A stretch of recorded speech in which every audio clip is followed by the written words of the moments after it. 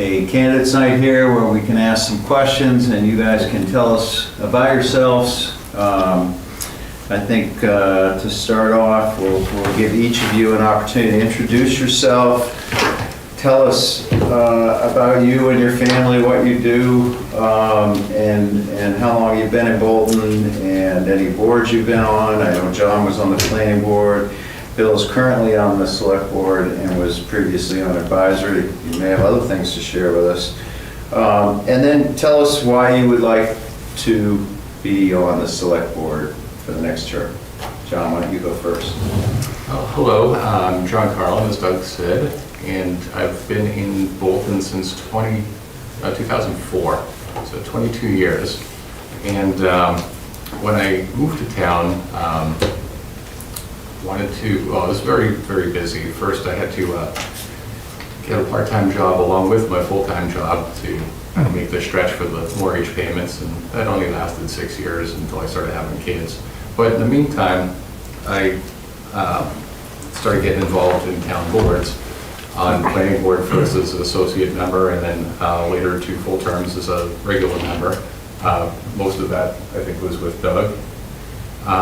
Beyond that, I was one of the first folks on the Economic Development Committee back when, so 2010-ish, I'm guessing, and also had a stint on the Bolton Historical Committee. That was interesting to learn a lot about what made this town back when. I've worked same tech company since 1998, so I'm a little bit of a unicorn in that respect. And I currently have 3 sons, and the oldest is at Minuteman to be an electrician, and then 2 at Florence Sawyer currently. We do stay involved in the town, although I haven't been involved in town government for about 10 years. My wife is on the Board of Health, and this used to be treasurer for the PTO, is still involved with that. I'm what my kids call the Grand Poobah, but it's really Grand Night for the local Knights of Columbus Council. And we just stay very, very busy. And the reason I want to run for selectman, it's the age-old thing that I've been hearing ever since we got into town, and that is we spend too much money and don't get enough in return. So it's my turn to try and take a crack at solving this puzzle, which so many have tried. So I have some different ideas we can get into later, but that's the intro. Thanks, John. Bill? Okay, thank you. My wife, Amanda, and I moved to town in 2015. So relative shortcomers. We live on Bond Hill on the Green Road side. White house, big white barn. We have goats, sheep, and also a herding dog, Finn. And when we were looking to move back to Massachusetts, we were looking for a town just like Bolton. And have come to love the town and all that it has to offer, and I try to give back to it as much as possible. My town leadership began on the Historical Commission, where I served several years, I think 3 or 4 years. And then I moved over to Advisory Committee, where I served for 5 years from 2020 to 2025. After Advisory Committee, I served on, ran for and won the special election in the fall for Select Board. And one of the most important consequential events since I've been on the Select Board has been the selection and hiring of our new police chief, Doc Murphy. And I'm very proud of that outcome. Beyond town government, I am on the board of 2 nonprofits, the Friends of Bolton Seniors and also Bolton Conservation Trust. Both of those are very active in different ways. And it is that experience, it gives me a really unique perspective that I find genuinely useful. I have a very deep understanding of the town finances, and I understand the people those finances are meant to serve. In my private life, I've spent 30 years in financial services, and since 2008, I have owned my own financial planning firm. My priorities for Select Board are pretty straightforward. One is sound financial management. Bolton, like a lot of Massachusetts towns, faces structural budget pressures. And I want to make sure that we're managing them honestly and strategically and not just on a year-to-year basis. Also, I want to build community. A town is more than its budget. I want Bolton to be a place where neighbors know each other and people feel connected to what's happening to them. And also grow the volunteer ranks that we have in town. Our town is largely run by volunteers in all the various committees. And we need a new group of people to step up and be involved in town government. Also, I want to explore public-private partnerships. I've seen firsthand how beneficial those partnerships can be from my time on the Bolton Conservation Trust and also the Friends of Bolton Seniors, and I want to pursue those opportunities actively. Last but not least, and certainly important, is communication, accessibility, and responsiveness. We've increased our communication and our availability to the residents of Bolton. Last week was a particularly busy week, but I think I had 5 meetings that were town-related, meeting with various people in town. And I want to continue to make sure that I'm available in meeting with you. I'm happy to dive into more detail on all of those points if anybody has any questions, but that's the summary. Thanks, Bill. That was very thorough. I appreciate both of you guys sharing that much. Thank you. And you've both done a lot in the town. I will ask the first question, and I'm going to go right to the hardest one.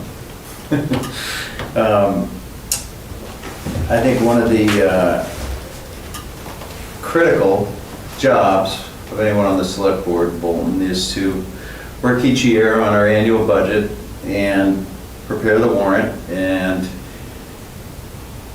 tell the citizens essentially,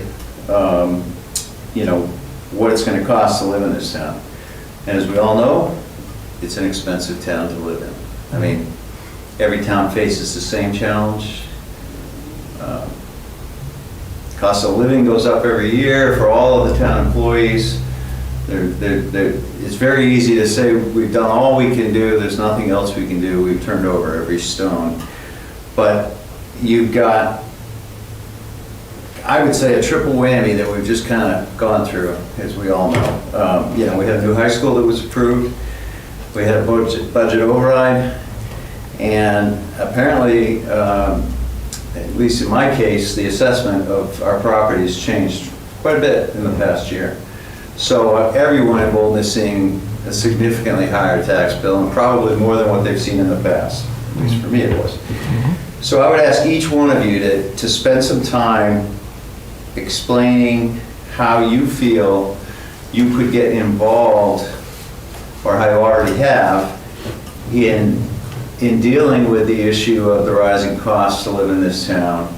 And are there ways that we can address that? And I would posit three perspectives. Obviously, one is to try and reduce costs.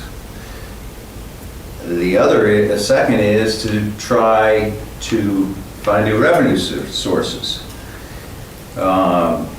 And a third thought might be creatively helping people who are in great need or greater need, and maybe looking at being forced out of living in this town because of the cost of living here. That's a lot, but I figured it's a good one to start with. And John, you can go first. Well, this will be a lot easier once we get through here. So this, as I said in my opening statement, this has been an issue the entire time I've been in town. We've been here a lot longer. It's probably been talked about through the 90s and so on and back. And it is an expensive town, and part of it is structural because we are a residential community. And back when I was on economic development and planning board, we looked into what we could do to get businesses in town. And to be honest, to even move the needle a bit on the budget, we need a Highland Commons or something of that sort of scale. So I hate to say it to my prospective voters, but there isn't a silver bullet. But there are a lot of things I think we can do to moderate things on the expense side, possibly improve things on the revenue side, and just bring creative ideas to bear on these things. So one thing on the warrant that stuck out to me is $46,000 to paint the highway warrant, or the DPW garage, rather. I don't know how much paint jobs go for, but that sounds like a lot. And what I thought of was when St. Francis needs a new coat of paint, we just put out a call to volunteers. The next Columbus pick up the tab for the paint, and we just have people go and paint it. And I don't know if there's legal liability reasons or not, but a thought would be, why not get volunteers to go paint the thing? Paint's gonna cost a bit, but I think we could knock that down a lot lower than $46,000 when we take the labor out of the equation. That would be one thing. Another is continuing, and I say continuing because I think we've been making a good faith effort for at least 10 years to try and encourage businesses to come in. With the, what's the name, 626 Main, I believe, where the Bolton Bean is. That's been what I consider pretty much a success story. I mean, there's turnover there, but it's by and large full. It's, drive past there every day, the parking lot's pretty full. The Country Cupboard seems to have thriving businesses going on there, Posh Pup. There are success stories out there, and there are things we should celebrate, things we should encourage more of. Looks like the planning board's pretty busy on land use, so hopefully some other business types can come in, so this is all good stuff. We're heading in the right direction with that. Another kind of off-the-wall possibly idea I had, but this might go to what Bill was talking about with building community, is we have this beautiful common right over there. Can fit a lot of people on there for things like tree lighting, backyard Bolton.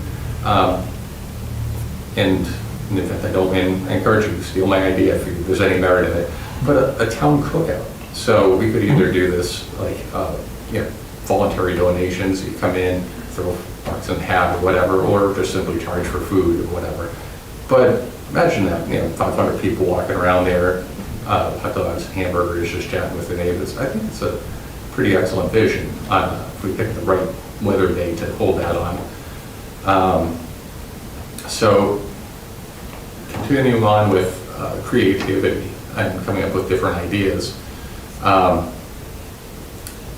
Working in tech, I've learned that there's more than one way. There's always more than one way. Usually at least 3 ways to fix anything or address any one thing. And the first idea is not always the best idea. So I would, as selectmen, when departments come in and say, oh, we need to do this, I'd say, all right, well, let's define the problem. Have you considered this? Have you considered that? And really try to brainstorm and find the optimal solution, or as near to it as we could. That could be cheaper, or it could just be more effective. Because that's what services in town are. They're trying to solve problems. So if the problem is snow and ice on the roads, we have the DPW with the plow trucks. That's the solution and the solve. I definitely don't presume to have a better idea than that, but that's problem solution.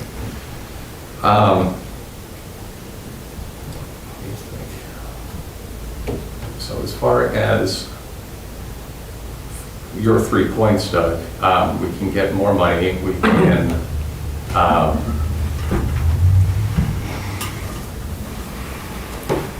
actually I'm going to go to the last point, where people are not able to continue living in town. In the past week, I actually had occasion to meet 2 separate families that are actually both leaving town because, and I asked them, oh, you're packing up, why are you going? and it was explicitly stated to me taxes. When the warrant article for the override was being discussed last year, I believe the figure for the average house in Bolton was supposed to be about $1,000 increase. Everyone I've talked to seems like it's been much more than that. So I mean, it is hitting people, not just the older folks on fixed incomes. I mean, the last one I talked to, it was a very nice house up in Drummond Hill. So they have money, but the tax bill went up by $5,000 from where it was. There's other young families too that they stretched and made it into Bolton, and now you can't really not pay a property tax. I know people try, but ultimately they get found and they get collected. So it's tough all around. And I think we need to have more problem solving, more creativity, and just do what we can to moderate the increases, because inflation is going to continue happening. That's way above Bolton level, but we can't do much about that. But we can do what we can to slow the rate of increase. I know we ask the school board year after year to tone it down, and sometimes they do. But I think working with the folks in Stowe and Lancaster, we can have more of a collective impact on that. I will tell you, I don't know much about the school board operations. That will be an interesting thing, should I win, to oversee from the select board. Because that's 67 cents or 70 cents of every dollar at this point. I think it was high 50s when I moved to town, so that does creeping up. So to wind it up, because in case you didn't notice, I am long-winded, and I apologize. There is no silver bullet, but I think we can do a better job of adapting to things. Thank you. Thanks, John. Bill, same question. Do you need any recap? I think you know the question. Well, you can certainly follow up if I don't hit one of your points. Okay. Thank you for the question. I spend a lot of time thinking about the budget, working on the budget. My time on advisory was very informative because we go through the budget line item by line item. And also, I'm in financial services and financial planning, so I'm constantly in spreadsheets looking at budgets. So the way I think of the town budget is the way I think of financial planning client's budget. I look at it and try to identify levers that would impact the budget. And I think of them on two dimensions, on a time dimension and also on a magnitude dimension. So you have big, medium, small, and you have short, medium, and long term. So I have, depending on how you count them, 12, 13 different levers here. To give you an example, one of the short term and a small lever is grants. We do a really good job of applying for and getting grants in town, and we need to continue to do that. In this year's budget, the Conservation Commission is looking at receiving some grants to offset some of the costs. That is certainly a lever that we can deploy. To give you an idea of a medium-term lever, I had a meeting with Chief Murphy recently, and very preliminary meeting, but we started talking about the accreditation process for the police department. That's something that he was responsible for in Westwood, and it also could potentially make the police, it would make the police department more competitive in applying for grants, and there's also some additional cost savings as well, potentially. So there's a lot of different ways to look at it. Development is certainly something to pursue, although, as John said, it's not not the silver bullet that a lot of people think that it is. But the single biggest lever, the two single biggest levers in the budget, and it's not picking on anybody, it's just simply math. It's the Neshoba Regional School District budget and also unrestricted government aid. Both are big levers and both are long-term solutions. I'll start with the unrestricted government aid. The Mass Municipal Association put out some research, and not only has Beacon Hill not kept up with inflation in unrestricted government aid down to the communities, but it's one of the stingiest states in the nation as far as giving unrestricted government aid out to the communities. We need to continue to work on our representatives, and we're not the only ones having that conversation with them. And I think if the drumbeat gets loud enough, maybe we'll get some movement from Beacon Hill. On the Neshoba Regional School District, we've tried for multiple years to ask them to moderate their assessment increase. This year, we sent them a letter asking for no more than a 3% assessment increase, and they came in on an operational assessment at 4.18. And from what I can tell from monitoring the meetings, I don't think much thought was given to keeping that budget at 3% or lower. That has to change. That is unsustainable over the next several years. And that was in the face of dropping enrollment. Our enrollment has gone down. Alton Neshoba is probably going to add somewhere around 50 additional kids to the regional system. And it doesn't mean that every kid, there's additional cost, but the assessment is formulaic, and there would be an impact to our assessment. To give you an idea, Lancaster had increase in enrollment, and their assessment was up just over 5%. Right now, from fiscal year 26 to 27, the Neshoba Regional School District assessment increase is 75% of the total increase. The total budget increase is just over $1 million. Neshoba is at 700, a little over 700,000, which leaves 230,000 roughly for all other government services. That's a cut in service. Even if it's an increase, it's a cut in service because it's not keeping up with inflation. What worries me about the budget is if we see a 4 or 5 or 5.5% assessment increase, we will be facing another override.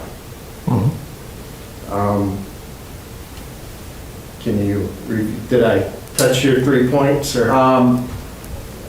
Well, the third one was, what can we do to try to make it more affordable for people who are really struggling to make ends meet? Okay. So part of that is leveraging the public-private partnerships. Friends of Bolton Seniors, who I'm treasurer for, we don't have a tax fund, but we regularly give out grants that usually come to us from the Council on Aging to help people age in place. It's incredibly important for our senior citizens to be able to do that, so we help in that regard. Another thing that would help with making it more affordable is we don't want to be a community where people come to educate their kids and then they leave. We need to be a community that people come to, they educate their kids, and then they stay. And they want to stay as long as they possibly can. That means that they need to know their neighbors. They need to have services. Our Council on Aging, our senior population is approaching 24%, 25% of our total population. Our Council on Aging budget is $130,000 out of $30 million. It's tiny. It doesn't mean that they need $200,000, but it would be nice if they felt comfortable enough to where they could, if they needed additional funds for services and activities and programs, that they could get that. Great. Thank you. Thank you both. And that, maybe that'll be toughest question, I don't know. Does anyone else have a question for the candidates? And again, I would ask that you ask it as a question that each person could give an answer to. Okay. Don? I'd be curious what your thoughts are on economic development in Bolton. I know along 117, there hasn't been a tremendous amount, Alta Vista aside.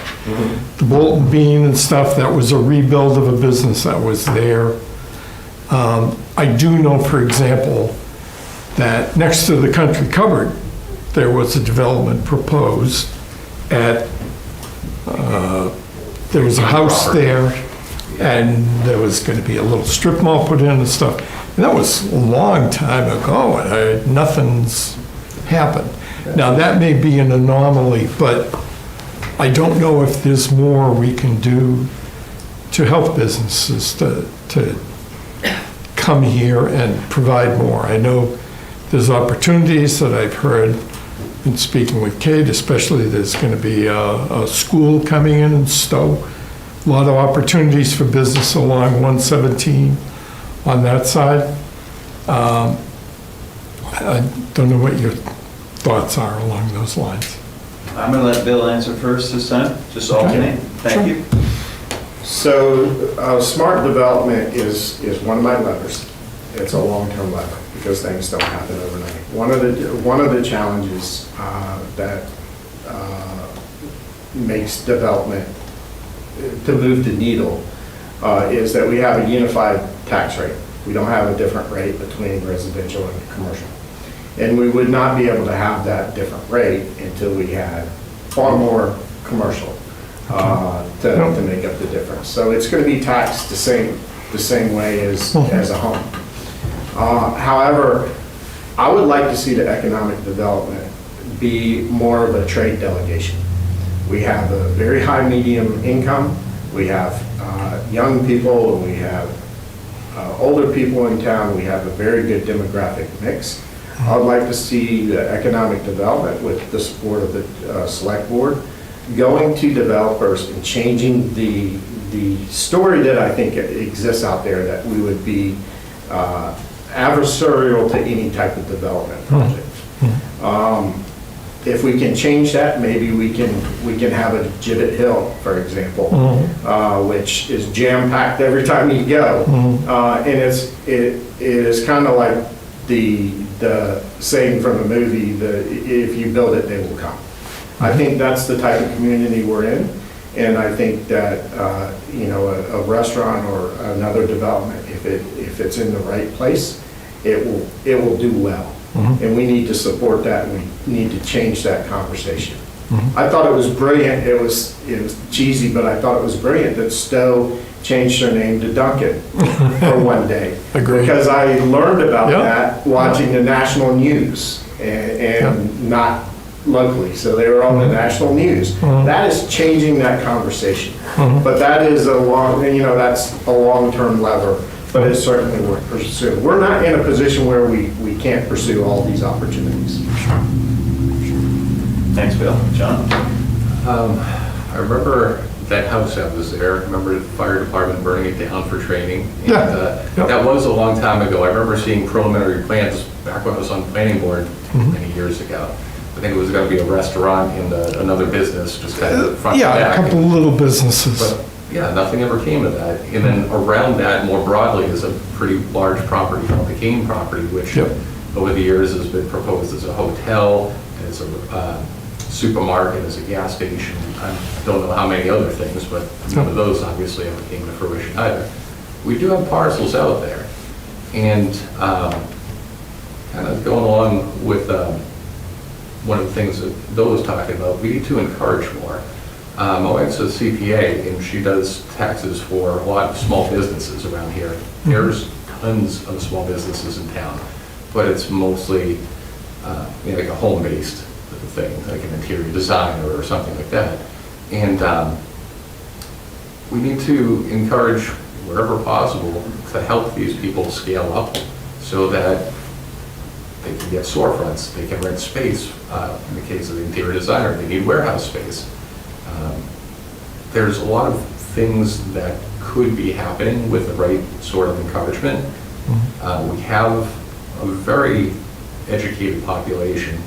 We have a very industrious population. I mean, there's so many small businesses, and we just need to find a way to encourage that and harness that to help us all. And besides the revenue aspect of it, it would be great having these services. I was at Gibbet Hill on Friday, and that would be wonderful to have here. Nice shorter ride. Closer.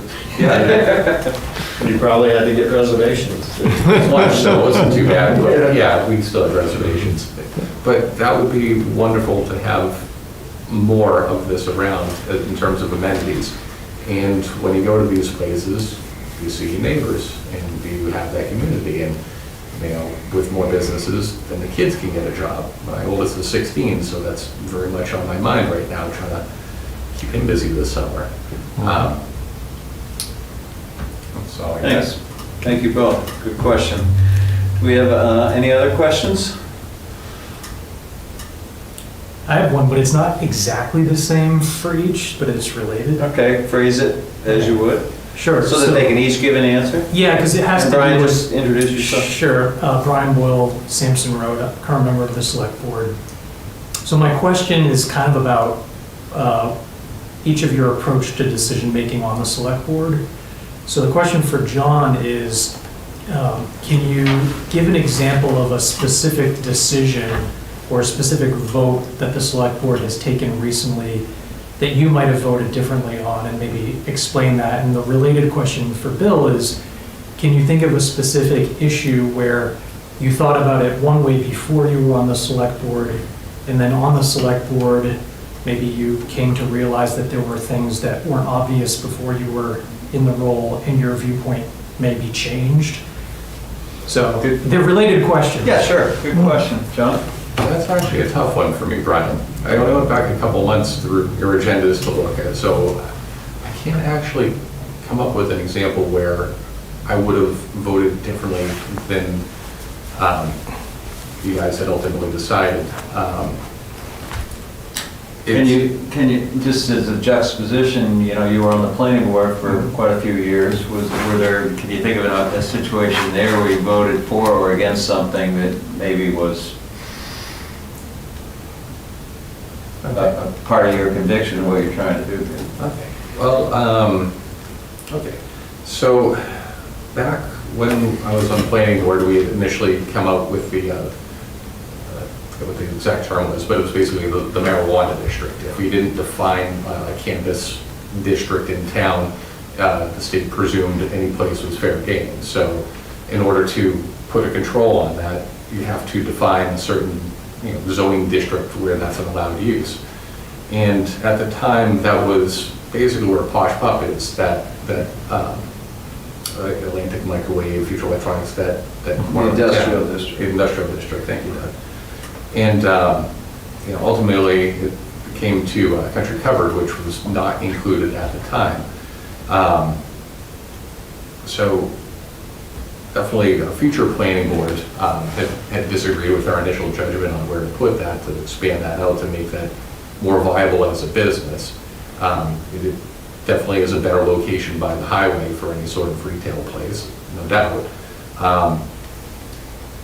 Zoning is real tough in Bolton because you don't want to stick anything in anyone's backyard.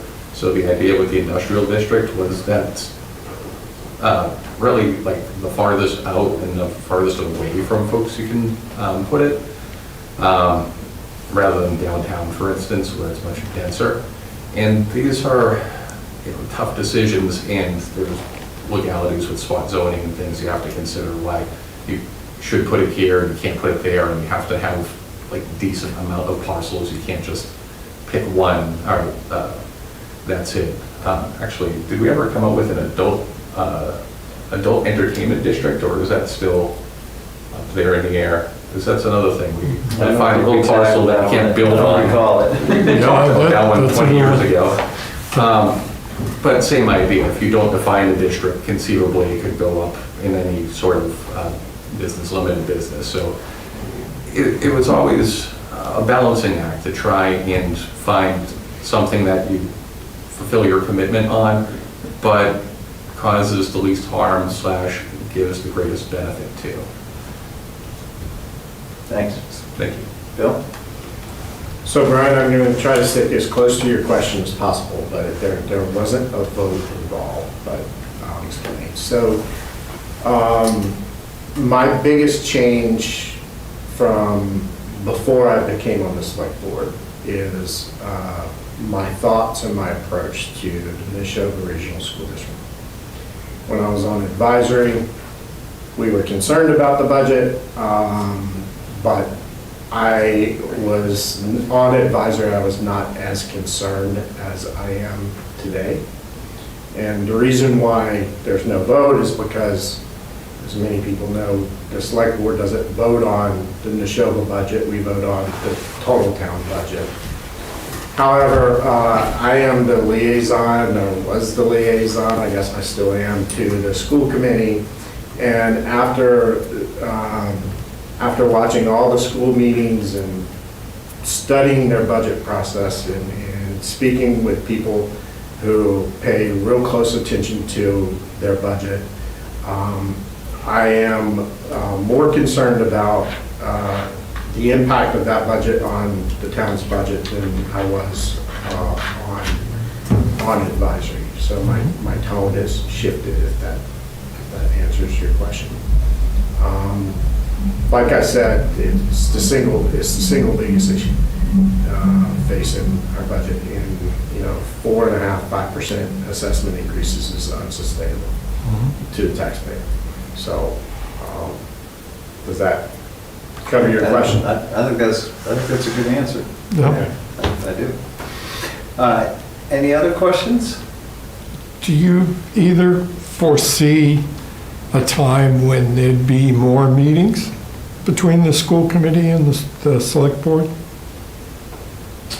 Don? I'm sorry. More like a special town meeting, or No, it's more to establish and maintain an Yeah. open and collaborative relationship. I know there's been some issues through the years where it's like, all of a sudden here comes this big old budget, nobody knows it's coming, and yeah. what the heck you do, and it's too late at that point. If the school committee's voted on it, it's gotta go before the town. Yeah, I would like to see more meetings and more. We need more cooperation. We need to work with the school administration and the school committee, Yeah. and we need to do it early and often. We can't wait until December. Right. We need to start early. I think we have. I'm not involved in it, but I think we have one on the books coming up here in a couple weeks. Good. With Superintendent Downing.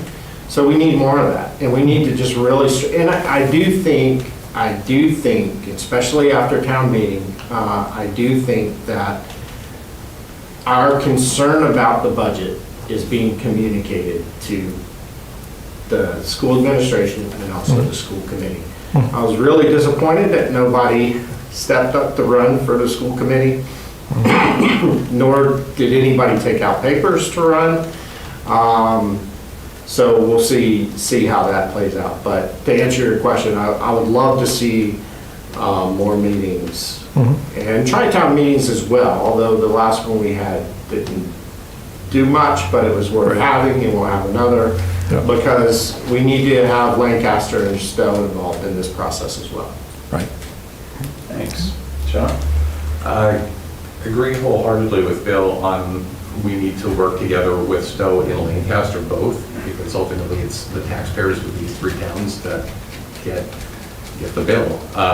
So when we're handed the bill, we can either vote it up or down, and that's not usually a viable choice. I mean, it has to, you can't not fund the schools.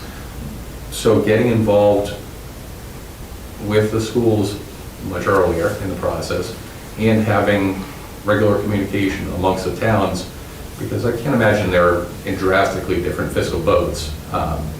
They are probably very similar percentage-wise in how much of their budget is going to the Neshoba. So I'm sure they're hearing it from their own taxpayers too. So I know there's the Tri-Town meeting. I don't know if there is any sort of effort to, and this would be possibly wacky, but a buddy system, like Stowe Selectmen, Select Board, Bolton Select Board, Lancaster Select Board, and it's not like an actual committee, but something where you maintain communication on a very regular cadence about these sort of things. And that cadence, of course, would be much higher in the months leading up to right now. So from the fall to the meeting time. But keep that communication going and having them all in sync, and then they can communicate with their other respective members in their town, so that you have a unified front and everyone's read in on exactly what's going on. I think that would be a big deal. I think that would be very, very helpful in order to help the towns ride the brake a little better on what the school committee ends up handing to us over at this time of year. Thanks, John. If you don't mind, I'd like to just wanted to add something, if you don't mind. You mentioned volunteering, and I wanted to thank you both, because effectively at $300 a year, I think that's what you get. You're both volunteering, and thank you for your efforts. And it's not, can either of you tell me the last time somebody patted you on the back and said, hey, great job at the select board, or, you know, and it's not always a job that gets a lot of thanks. I think some of our board members can appreciate that. Thanks, Don. I echo that. I think even both of you being here today and having a contested election is a good thing for the town of Bolton. If nothing else, I mean, one person's going to win, but we're having a discussion, and there's an opportunity to say, can we do something different? Is there a better way? And you both have done many things in town, so, it's clear that it's, in your blood to continue to do that, and we greatly appreciate it for everyone. Do we have any other questions tonight? Not seeing any. I would like each of you just maybe to give a closing statement. Again, sort of stating why you would like people to vote for you to be on the select board. And I do appreciate your time and the effort and the volunteering. Thank you. And who went first? You're going to go, John. Okay, so closing statement. I will do my best to keep it brief. So the pitch, I guess, to sum it up, is we need more communication with the townspeople and all the other stakeholders in the school district. We need to have more creative problem solving. I like Bill's public-private. I think that kind of goes in similar vein as idea about volunteers.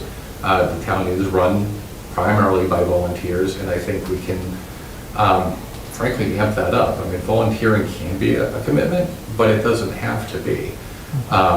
If you have, I guess the saying is, light hands, many hands make light work. So if we had a large enough pool of volunteers, we could tackle a ton of things in town at relatively low cost, building community along the way, and that would be something to make Bolton a much better place and another reason to be proud to live here. Thanks. Thanks, John. Bill? Yeah, thank you. Bolton's a great town. It has so many things to offer, and I've enjoyed my time doing all the various things that I've done in town. It's something, working on these issues is something that I'm passionate about. I spent a lot of time doing it. And I did that on advisory, and I'm doing it on select board now, and there's still a lot more work to be done. I want to continue to work on these 4 priorities, and I would love to see us continue to improve as a town and have sound fiscal management and build community and be accessible to the residents and make this an even better place to live. And the people in Town Hall and the people at the DPW and Public Safety, they do a great job. They really do. When I go into Town Hall, I see a lot of dedicated people, smart people who are doing a really good job for the residents of the town. So there's a lot of caring people. The volunteers do a great job for us as well. And I think we can continue to improve and manage this town, and I'd like to be a part of that. So I look forward to talking to people more about these various issues. I'll make myself available as much as possible, and I hope to have your support. We should probably get a little corner at the Bolton Bean for town meetings. Yeah, they're gonna start charging us rent. Thank you both. Bill Nichols and John Carlin, both running for the open position, 3-year position for Select Board. Appreciate your time tonight. Thank you. Thank you.